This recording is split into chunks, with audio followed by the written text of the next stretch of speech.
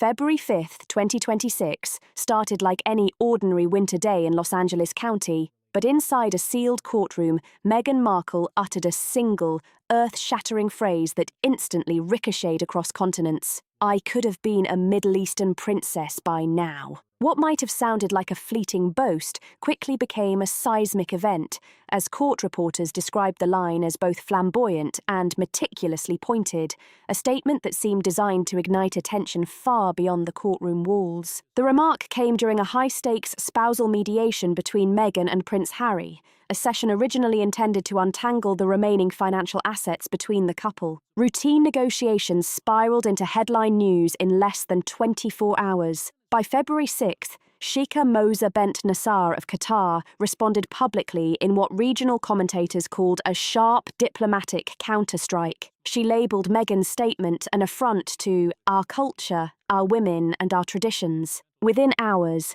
the United Arab Emirates escalated matters dramatically. Meghan Markle was formally barred from entering Dubai until at least March 31st, citing national security risks, potential public disruption, and unreported commercial activities. The fantasy of a royal affiliation was no longer a private thought. It had transformed into a full-blown international crisis. In an unprecedented move for a Western celebrity, the UAE Ministry of Interior released a red-stamped document suspending her visa access pending investigation. By the afternoon of February 6th, news outlets worldwide, from Al Jazeera to The Guardian, were covering the story. Social media erupted, with hashtags like hashtag Sheikha Moza response, hashtag Meghan Middle East Princess, and hashtag Dubai entry ban trending on X, TikTok, and Instagram. One Gulf-based royal affairs analyst stated bluntly, "She didn't just overreach.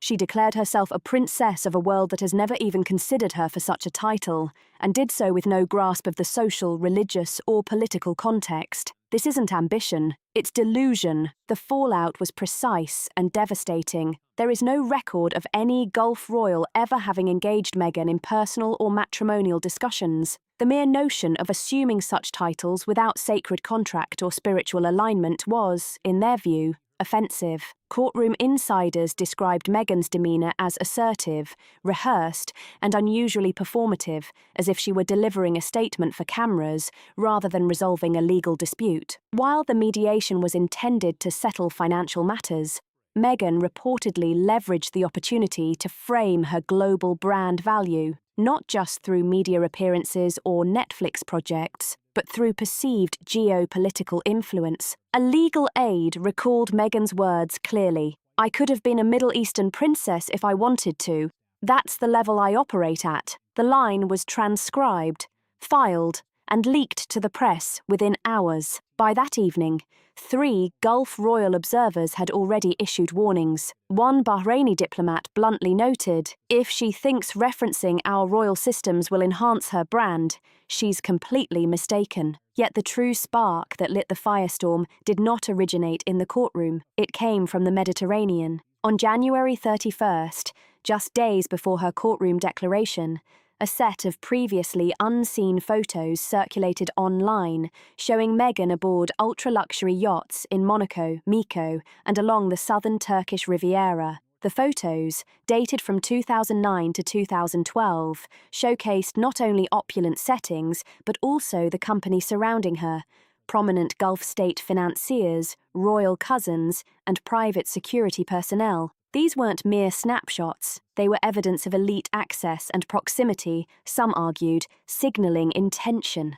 Investigative journalist Nora Sini of the Arab Herald reported that the images were drawn from private collections long sealed and kept confidential, with timing that appeared carefully orchestrated ahead of the courtroom statement. Multiple sources now confirm that the yacht photos were intended as a strategic prelude to Meghan's February Dubai lifestyle launch, tied to a wellness brand collaboration. Meghan's team assumed that emphasizing her elite connections would generate anticipation and buzz for the launch. Instead, the maneuver backfired spectacularly. By February 8th, the Dubai-based brand quietly withdrew from the partnership, citing market sensitivity and cultural misalignment in a brief statement. Netflix, too, postponed its February 12th documentary, initially billed as a dramatized journey from Hollywood actress to duchess to global icon. Sheikha Moza's official response was unflinching. She underscored the sacred nature of Islamic royal titles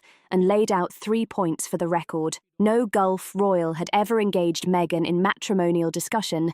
Islamic royal systems prohibit marriage to women previously married multiple times outside the faith, and using Gulf or Islamic royalty as branding is offensive and destabilizing. Her statement referenced Princess Anne's 2023 warning that Meghan's careless references had unnecessarily strained British Middle Eastern royal relations. As outrage rippled through Gulf media and international networks, Meghan's inner circle scrambled, but the response was chaotic rather than strategic. Denials, shifting blame, and failed media manipulation only eroded credibility further. Sources confirmed that Meghan herself authorized a covert PR campaign in the first 48 hours after the scandal broke. Editors, freelance writers, and journalists were offered exclusive Netflix content in exchange for softer coverage. Meghan wanted the story curated, framed as misunderstanding, misquotation, and attacks by entrenched royalists, but no one took the bait. By February 7th, major outlets including The Times and Variety publicly declined to run alternative perspectives on Meghan's Yacht era, citing editorial integrity. Internally, Meghan's media apparatus began to splinter. Leaked memos reviewed by Royal Insider Network show PR heads in Dubai and Los Angeles convened emergency meetings on February 8th to 9th, warning that the strategy was failing. Meghan, however, refused to accept responsibility, reportedly telling a consultant they misread the market, misjudged cultural dynamics, and let the story slip away. Documents prove otherwise. Meghan personally approved the campaign, including the yacht photo release and aspirational global royalty branding, completely ignoring cultural context. Her troubles weren't limited to Dubai. Netflix's Becoming Meghan, From Hollywood to Global Voice, was slated to release teaser trailers on February 12th, just days after the scandal erupted. Executives feared the project now risked appearing disingenuous or exaggerated, while potentially triggering diplomatic backlash with Gulf content partners. By February 10th, the decision was made to put the project on indefinite hold. Teams were reassigned, promotional materials removed, press junkets cancelled without explanation. A Netflix insider summarized, "We were ready to go live with a global campaign. Then the palace fantasy exploded and suddenly everyone wanted out." Adding fuel to the fire, leaked internal communications revealed that Meghan's original strategy had been meticulously designed to paint her as a bridge between Hollywood glamour and elite international circles. Her yacht photos were part of a narrative meant to elevate her lifestyle brand, subtly hint at elite access, and pave the way for her Dubai wellness launch. But her failure to consider cultural sensitivities turned what should have been a subtle mystique into an international rebuke. The fallout extended beyond corporate partners and media. Social media amplified every detail. Comments from Gulf commentators, viral memes mocking her Middle Eastern princess claim, and speculation about her past connections flooded Instagram, X, and TikTok. Online discussions analysed every angle, from her body language in court to the choice of words in her legal filings. Every micro-detail became a talking point, reinforcing the narrative that ambition alone cannot override centuries of cultural and political frameworks. By February 11th, the story had evolved into a multi-layered international incident. Analysts noted that Meghan's approach had inadvertently strained not only relationships in the Middle East, but also diplomatic ties involving the British royal family. Comments from insiders suggested that the scandal had triggered private conversations among Gulf royals about Western celebrity influence, branding misuse, and the dangers of personal ambition intersecting with established royal protocols. In the days following, Meghan's team attempted further media interventions, offering behind-the-scenes access to unreleased Netflix content in hopes of reframing the narrative. Yet each effort only drew more attention to the missteps. Sources describe internal meetings that turned increasingly frantic, with staff openly questioning the strategic direction. Emails obtained by the Royal Insider Network show that senior PR advisors urged Meghan to pause her branding campaign, citing the growing diplomatic sensitivity, but the advice went unheeded. Every layer of this saga underscores the volatility of personal ambition when it collides with long-standing traditions. A single comment in a Los Angeles courtroom sparked a domino effect. Yacht photos resurfaced, brands pulled out, Netflix delayed projects, and a diplomatic standoff erupted. Her carefully curated image as a global influencer now lay in ruins, as corporate partners, media outlets, and social commentators all re-evaluated their associations. By mid-February, the full weight of the scandal was clear. Public perception shifted, global media cycles had entrenched the story, and internal corporate decisions were being revisited. One anonymous Gulf diplomat noted, "The moment she positioned herself as a Middle Eastern princess, the narrative left her control. That's when it became bigger than her." Ultimately, this cascade of events proves one stark truth. When personal ambition clashes with centuries-old global systems, the consequences can be explosive, far-reaching, and impossible to contain. One single remark in a Los Angeles courtroom had reshaped media narratives, corporate plans, and diplomatic discourse simultaneously, leaving a trail of chaos that shows no signs of dissipating. We were ready to go live with a global campaign. Then the palace fantasy exploded, and suddenly everyone wanted out. The second shockwave in what had already become an explosive week for Meghan Markle hit like a thunderclap. The Dubai partnership, long considered the cornerstone of her spring rebrand, had completely unraveled. A multi-million-dollar Netflix series designed to cement her global image was now teetering on collapse. Behind the public veneer, skepticism had metastasized into open ridicule as social media sleuths dissected the newly leaked yacht images, most dating from 2009 to 2012, circulating rapidly across X, TikTok, and Instagram. The digital detectives wasted no time. They began comparing the images to Meghan's often repeated narrative of struggling as a fledgling actress in Los Angeles. The contrasts were stark and damning. She had claimed barely surviving in the city, fighting rejection and obscurity, yet viral clips highlighted her sipping Dom Perignon on the deck of a $40 million yacht in Sardinia. As one TikTok commentator put it bluntly, "That's not hustle. That's access." The revelations struck at the core of her carefully curated persona. Palace insiders and royal watchers alike had long whispered that Meghan's trajectory wasn't the product of mere luck or raw talent. It was strategy, connections, and privilege quietly repackaged as struggle. The yacht photos revealed her mingling with financiers, power brokers, and influential figures from Monaco, Riyadh, and even Ankara. One particularly damning shot placed her beside a now-identified cousin of a Gulf royal, someone cited in regional security briefings as a gatekeeper to high-level private events. Since February 6th, Meghan has remained completely silent. No public clarification, no legal statement, no media rebuttal. Observers debate the meaning of this silence. Some see it as a strategic pause to recalibrate before a counter-offensive, others as evidence of total internal collapse, with no plan left to salvage the twin disasters in Dubai and Netflix. As of February 14th, Meghan remains barred from entering the UAE. Her Dubai branding initiative is dead. Her Netflix momentum evaporated, and her once-prized self-made narrative now lies under intense scrutiny. Questions abound. Who funded those yacht appearances?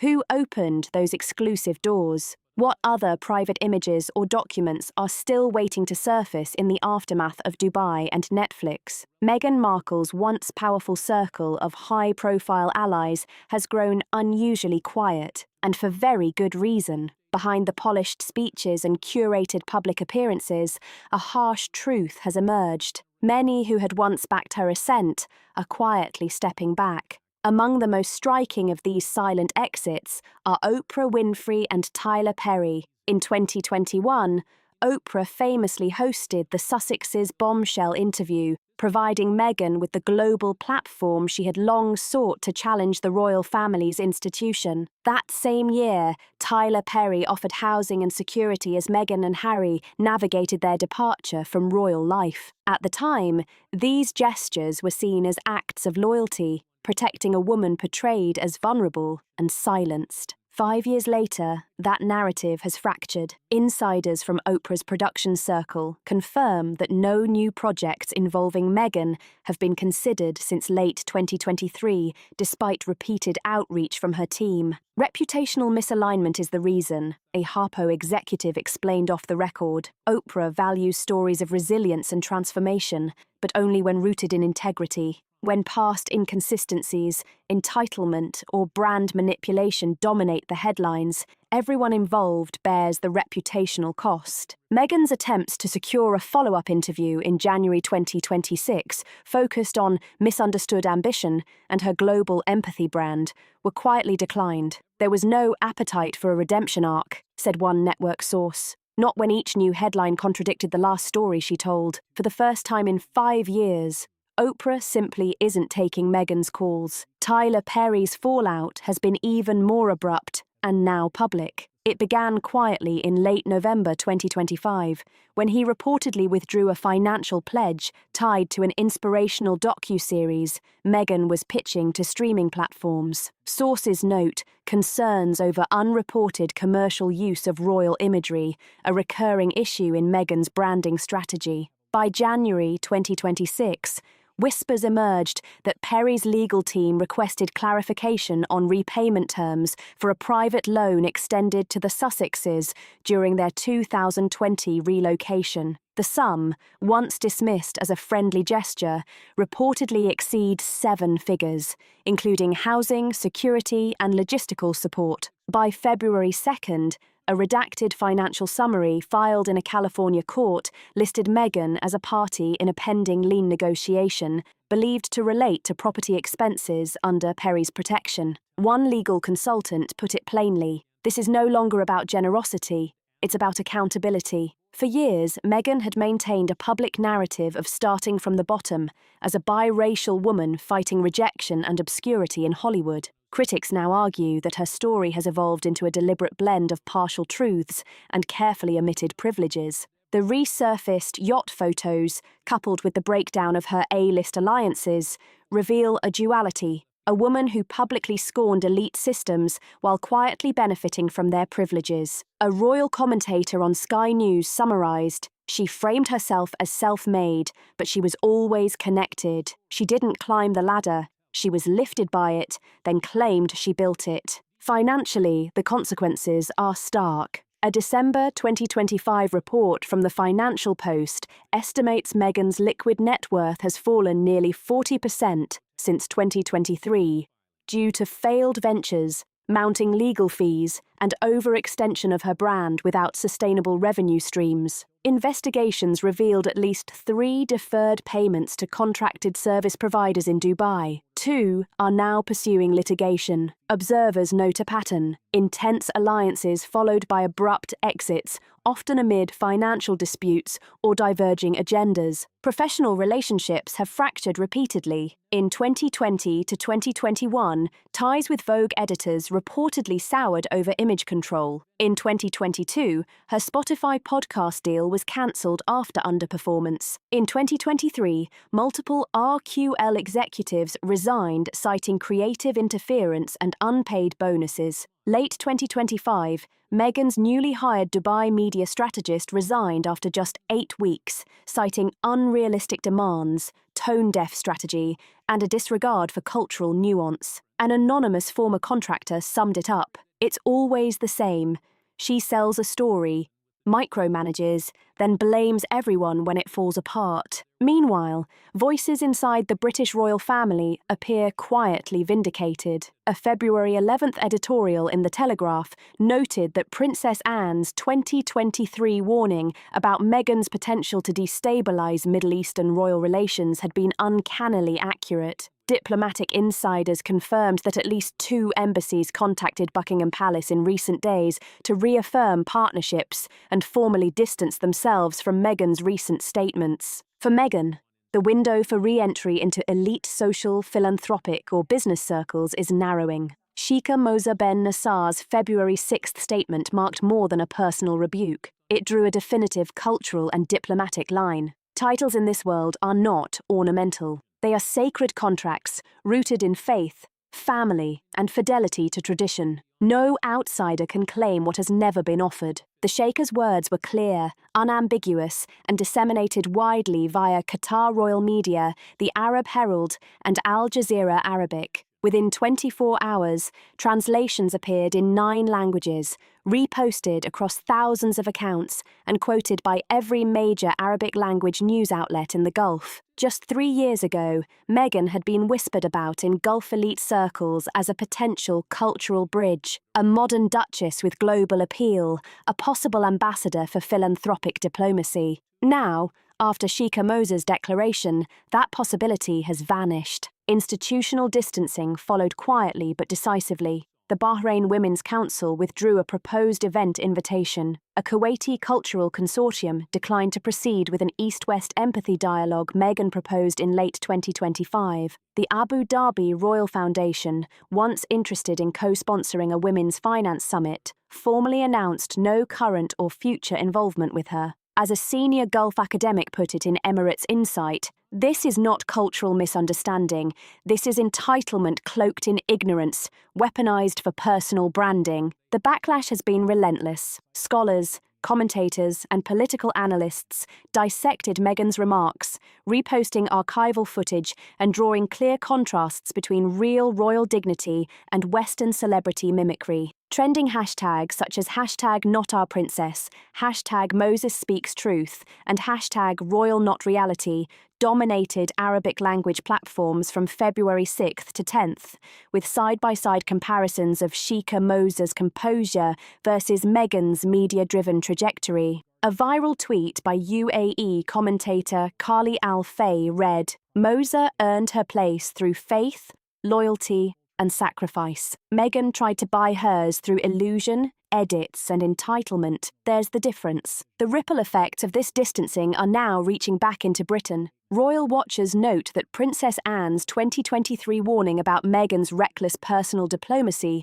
was not just prescient, it was inevitable. Her attempts at self-styled global influence have collided head-first with centuries-old systems, leaving her professional and social credibility in question. Relations between Meghan Markle and the Gulf elites shattered with surgical precision in February 2026, exposing the fragility of her carefully constructed narrative. As one senior Middle Eastern policy advisor based in London put it, these aren't mere headlines, they're signals. When a figure as revered as Sheikh Mohammed speaks, doors close quietly, permanently. Perhaps most striking of all, no public figure or Western government body stepped forward to defend Meghan. Not the State Department, not the UN, not even organizations she had once aligned with. The silence was deafening. Her Middle Eastern princess fantasy had imploded publicly, but the quieter, more insidious scandal was already unfolding, the forensic unraveling of her so-called yacht years. The crystal-clear photos released in late January, purportedly showing Meghan aboard luxury vessels in the Mediterranean between 2009 and 2012, forced both media and the public to ask the uncomfortable questions. Who gave her access? Who funded her? What exactly was exchanged behind the scenes? The answer, insiders confirm, was never about mere glamour.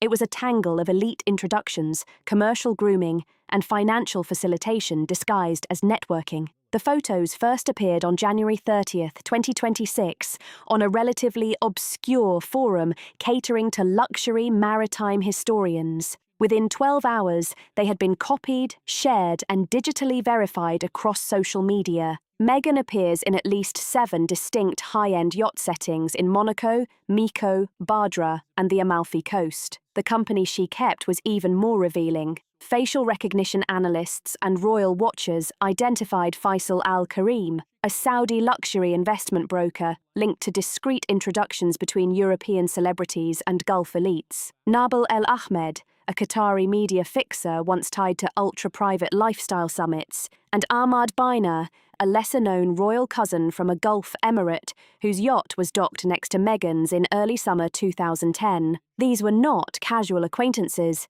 They were powerful gatekeepers in elite networking circuits. Meghan's presence was not accidental. According to multiple insiders interviewed by the Royal Insider Network, her entry into this rarefied social tier was facilitated via agency-backed social contracts, a covert, highly selective process where women with media appeal were vetted, styled, and strategically introduced into elite gatherings under strict discretion. A Paris-based fashion scout familiar with the 2011 consultancy explained, "It's not prostitution, it's presentation." Girls like Meghan were chosen for elegance, charm, and discretion. They were introduced, never named in the media, and always understood the rules. Among these rules, no public photos, no social media tags, no recorded conversations. That makes the January 2026 leak explosive. Someone on the inside clearly broke protocol, whether for revenge, exposure, or the simple desire to end the myth. Further scrutiny of Meghan's tax records from 2009 to 2012, made public via a 2021 business dispute filing, revealed no reported income sufficient to afford multiple international yacht trips, private chefs, designer wardrobes, and first-class flights across Europe. Banking sources in Geneva and Dubai hint at third-party accounts funding these events, labelled as hospitality offerings rather than taxable contracts. These events, retreats, marine conferences, VIP wellness gatherings, became strategic platforms for mingling between wealthy men and rising influencers. While Meghan never publicly acknowledged this phase, indirect evidence, including flight logs, social proximity to elite hosts, and timeline inconsistencies, suggests sponsorship. She was one of the carefully chosen participants, not because of scandal, but because she played the system wisely, never overstepping, never confirming anything publicly. That is how one survives in these circles. Once married into the British royal family, Meghan began sanitizing her story, crafting the narrative of a Hollywood outsider clawing her way to prominence. Summers in Monaco vanished from the public record. Elite wellness festivals in Doha or Sardinia went unmentioned. Financial facilitators and legacy sponsors were scrubbed from her story. The narrative became neat. Small-town girl, cable actress, fairy tale duchess. But the leaked yacht images shattered that story. It was never about struggle. It was about access and the people who granted it. The geopolitical implications cannot be overstated. In Gulf society, family honor, discretion, and relational boundaries are sacred. For Meghan to profit from past associations while denying or ignoring them is seen not merely as deceptive, but dishonorable. Sheikh Moza's rebuke was institutional. A clear warning: royal networks are not ladders to climb. They are circles to be invited into and respected. Meghan now stands outside that circle, publicly exposed and corrected. 3 weeks prior, Meghan stood on the verge of a dual relaunch. Her Dubai venture aimed to establish her as a global lifestyle figure within elite Middle Eastern circles. Her Netflix series was set to recast her as an inspirational, unapologetic, untouchable, self-made woman. Today, both projects are dead. The public, diplomatic, and financial backlash has left the Meghan Markle brand not merely damaged, but fundamentally discredited. The irony is brutal. In trying to elevate herself through myth, Meghan may have ensured that no influential institution, royal, corporate, or diplomatic, will ever trust her again. UAE authorities officially suspended her entry until at least March 31st. Support from former allies, including Tyler Perry and Oprah Winfrey, has evaporated. Netflix, once poised to reinforce her cultural relevance, halted the documentary project. Partnerships across the Gulf, from wellness collaborations to philanthropic events, are now defunct. Western audiences, long fascinated by her narrative of overcoming adversity, are now skeptical of repeated contradictions. Public figures often weather scandals, but Meghan's media ecosystem was built entirely on the premise that she was a misunderstood outsider who beat impossible odds. The yacht photos, court leaks, financial exposures, and Sheikha Mosa's direct rebuke dismantled the foundation of that myth with surgical precision. Buckingham Palace has stayed silent publicly, though insiders confirm that Princess Anne, Prince William, and King Charles III are closely monitoring the fallout. A former palace advisor notes a quiet vindication. Years of warnings about Meghan's narrative control, strategic associations, and disregard for diplomatic nuance are now being confirmed externally. Princess Anne reportedly referenced the Sheikha Mosa fallout in private meetings as a cautionary lesson on long-term reputational consequences. One diplomatic insider added, "When Gulf royals publicly disassociate from someone, the world notices. Meghan didn't just lose face. She lost stature. In the court of public opinion, the tide has turned. Gone are the sympathetic hashtags and influencer apologies. Their place is scrutiny, mockery, and outright rejection." TikTok and X threads now contrast her previous verbosity with the deafening silence in response to visible, verifiable evidence. If these claims were false, a lawsuit or statement would follow. Instead, nothing. Across media platforms in the UK, Gulf states, and the US, Meghan's self-made narrative is dissected with surgical precision. The consensus is harsh but unanimous. She leveraged power, access, and privilege while denying their existence, only to see her reputation collapse under the weight of truth. Meghan now faces 3 unavoidable challenges: reputation recovery, securing any new project while bearing this scandal's baggage, and navigating legal, financial, and diplomatic repercussions. UAE-based vendors and media partners are reportedly reviewing legal options. Civil litigation, both in California and abroad, is increasingly likely. Once the trust of international elites is lost, recovery may be impossible. As one senior Emirati commentator observed, "You can lose money and rebuild, you can lose deals and recover, but once you lose trust in our world, you are invisible." It was Meghan herself who declared in court, "I could have been a Middle Eastern princess by now." She believed it would enhance bargaining power, bolster her global appeal, and reframe her next act. Instead, it triggered a diplomatic firestorm, a media inquisition, and the collapse of a carefully curated lie. What remains is a cautionary tale. When an empire is built on image rather than integrity, one misstep and one unflinching voice of truth can bring it down. In this case, that voice belonged to Sheikha Mosa bin Nasser. Her message will echo far longer than Meghan's silence ever could. If you want to stay on top of these unfolding stories and get the full picture behind headlines like this, follow for updates. You won't want to miss what comes next.